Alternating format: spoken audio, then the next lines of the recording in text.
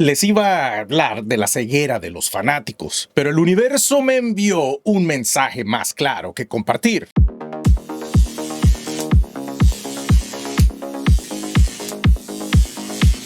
¿Qué tal están todos? Espero estén teniendo un gran día lleno de muchas bendiciones y energía positiva. Yo soy Emil Klein y empezamos con el monólogo. Para poder hacer este monólogo necesito mostrarles este video.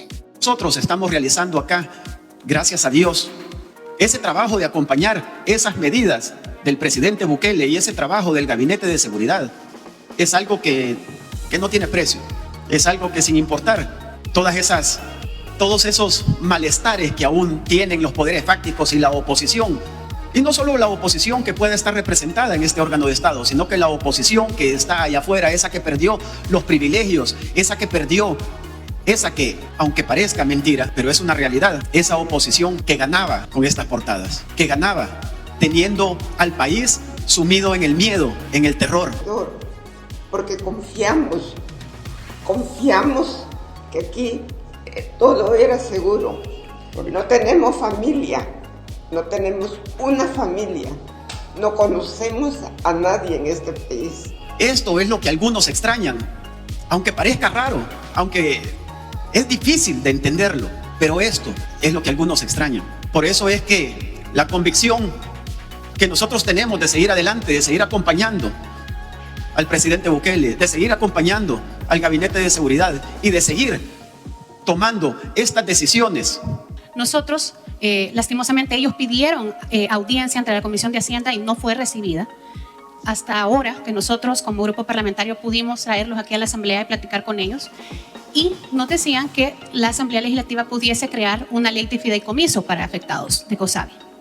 Entonces la trabajamos en conjunto y esto lo que hace es que el COSABI, como lo decía la Superintendencia del Sistema Financiero, tenía $230 millones en activos.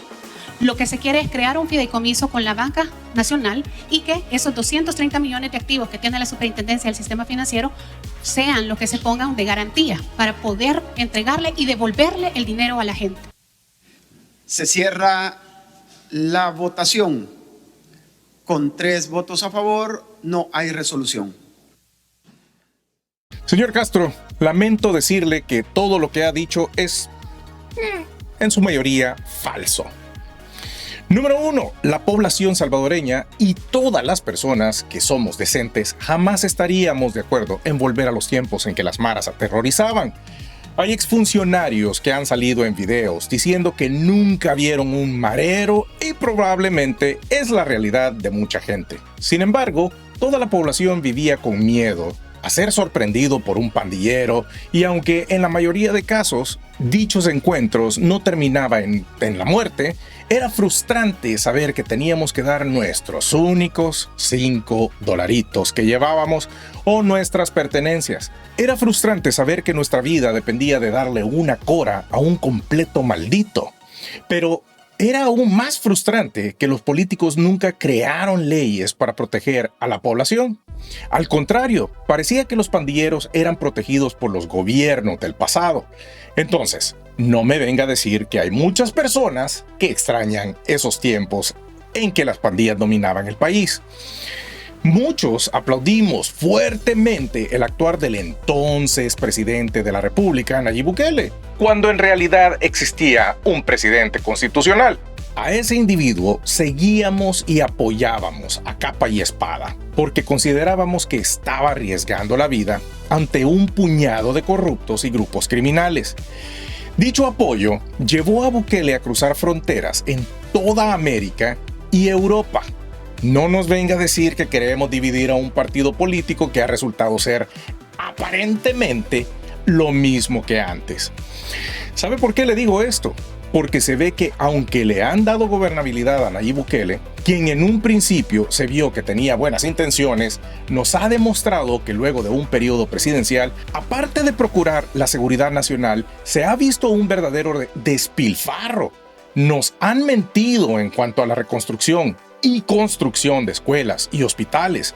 Ocultaron información con respecto al caso de Ann Licker. Sin embargo, creo fielmente que la población necesita saber sobre las investigaciones de ciertos periódicos.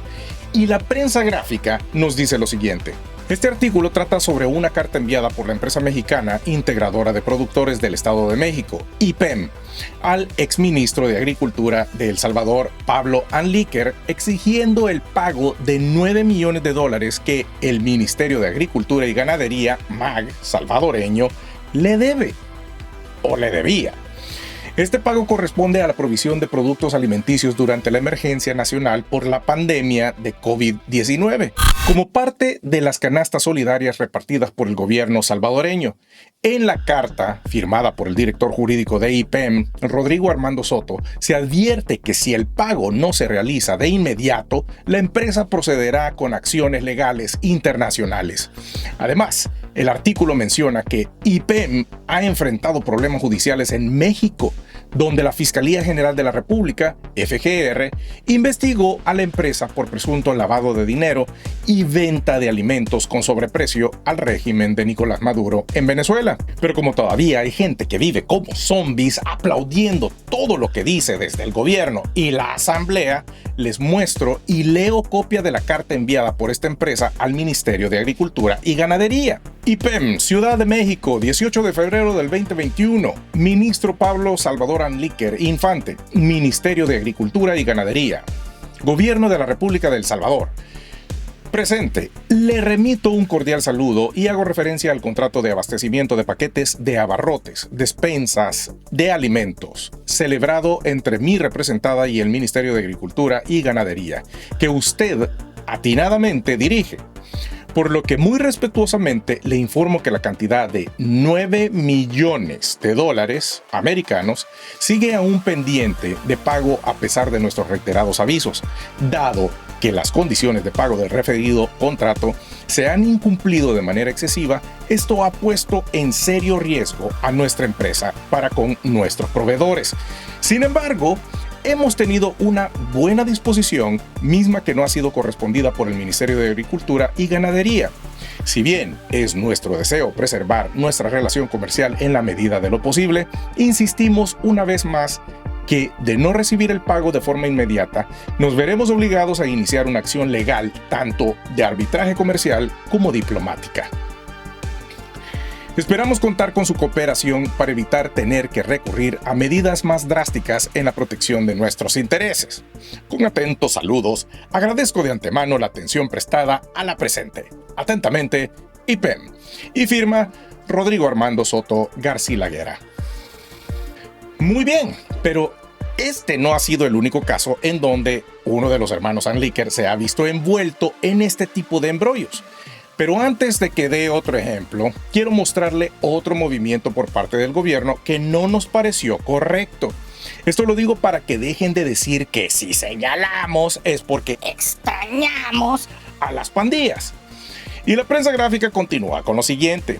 El Centro de Asesoría Legal Anticorrupción, ALAC, que es el capítulo de Transparencia Internacional en El Salvador, ha denunciado que el nombramiento de Pablo Anliker como viceministro de Agricultura es inconstitucional. O sea, para que lo entienda, era ministro y luego lo pasaron de viceministro. Según ALAC, Anliker no cumple con los requisitos legales establecidos en la Constitución salvadoreña para ocupar ese cargo, en particular el de honradez notoria, debido a las investigaciones en su contra que actualmente lleva a cabo la Fiscalía General de la República y la Corte de Cuentas. Wilson Sandoval, coordinador de ALAC, explicó que Anliker, al dejar el puesto de ministro de Agricultura, estaba obligado a presentar un finiquito, o sea, documento que certifica que no tiene pendientes administrativos o legales, y que este finiquito debía ser presentado antes de asumir otro cargo público. Sin embargo, Anliker no ha cumplido con este requisito, lo cual, según Sandoval, viola la legalidad del nuevo nombramiento. Anliker fue destituido de su cargo como ministro el 7 de abril y fue nombrado viceministro el 14 de abril, con tan solo 7 días de diferencia. ALAC consideró que este movimiento fue ilógico y solicitaron como medida cautelar que fuese separado del cargo mientras se investigaba la situación. Sandoval expresó la preocupación que Anliker, desde su nuevo puesto, podría destruir información importante relacionada con posibles actos de corrupción dentro del Ministerio de Agricultura. Por supuesto que Pablo Anliker fue destituido como viceministro a finales de mayo del 2021 y a la fecha no se sabe si tiene otro puesto de gobierno. ¿Por qué? Porque no quieren transparentar la información. Y no es que uno los cuestione porque Se extrañan a las pandillas. Luego tenemos el nombramiento de María Lilian Pacas de Bolaños como viceministra de Agricultura en mayo de 2021. Eso generó sorpresa, ya que su predecesor, Pablo Anliker, había estado solo un mes en el cargo. Pacas, empresaria del sector cafetalero, enfrentaba el reto de mejorar la imagen del Ministerio de Agricultura tras las críticas por la falta de transparencia en la gestión de Anliker, especialmente en el uso de fondos durante la pandemia. Este cambio también ocurrió en medio de cuestionamientos al manejo de la deuda pública y las tensiones del gobierno con sectores que exigen mayor rendición de cuentas. O sea, todas las noticias que les comparto, de principio a fin, mencionan la falta de transparencia. Entonces, no nos vengan a decir que quienes señalamos y cuestionamos lo hacemos porque extrañamos los tiempos en que las pandillas dominaban. Si lo hacemos es porque al ver el éxito del Plan Control Territorial, teníamos grandes expectativas que todo sería transparente. Incluso el señor Castro lo dijo y prometió. Y les dejo con esto que nos comparten los amigos de Revista Papel. Un saludo, amigos. Transparentar lo que se está haciendo. No creo de que haya algo que se tenga que ocultar, o bueno, no sé.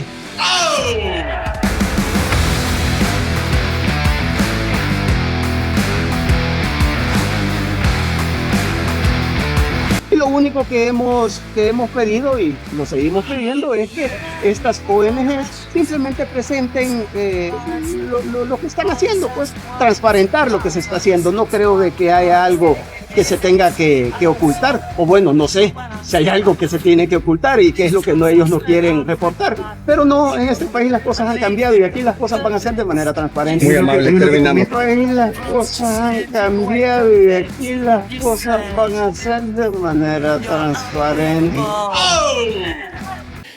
Ok, señor Castro. Entonces, luego de darle ciertos ejemplos, porque nos faltan muchos aquí, de milagro salió a la luz el caso de Pablo Anliker, el caso de la ley Alaví, en donde señalaron que la ley tiene un efecto retroactivo que bloquea las investigaciones iniciadas por el exfiscal Raúl Melara, quien junto con las CCS identificó corrupción en al menos el 68% de los fondos gastados durante la pandemia en instituciones como el Ministerio de Salud, el ISS y la Dirección Nacional de Medicamentos. Y a eso súbele el caso de la compra que hizo Pablo Anliker en las Islas Vírgenes.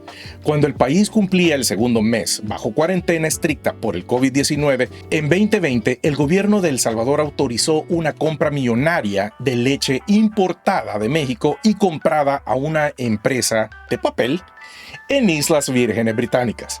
El intermediario cobró un total de $27 millones americanos, pero parte del producto no arribó y otra parte fue comprada a sobreprecio, lo que equivale a un faltante de leche de $7 millones americanos. Ahora bien, como les dije al inicio, ¿hubo buenas intenciones? Posiblemente, pero de buenas intenciones está empedrado el camino al infierno. La CCS pudo no ser la mejor opción, ya que decían que contratarían a Ernesto Mason y que no era fiable, ya que él había sido señalado de corrupción, negociaciones con pandillas, retención de cuotas laborales y desvíos de fondos. Ok, pero a él lo procesaron, lo humillaron y sigue guardando prisión. ¿Y Pablo Anliker? Bien, gracias. ¿A él no le hacemos nada? Porque es de mi bando. Recuerden, señores, que la corrupción no debe ser como el acoso sexual. Si es feo, es un delito, pero si es guapo, Es coqueteo. Muy bien, damas y caballeros, muchas gracias por su sintonía. Recuerda poner carechumpe, buxos con los corruptos. Les deseo un bello día. Yo soy Emil Klein y será hasta la próxima.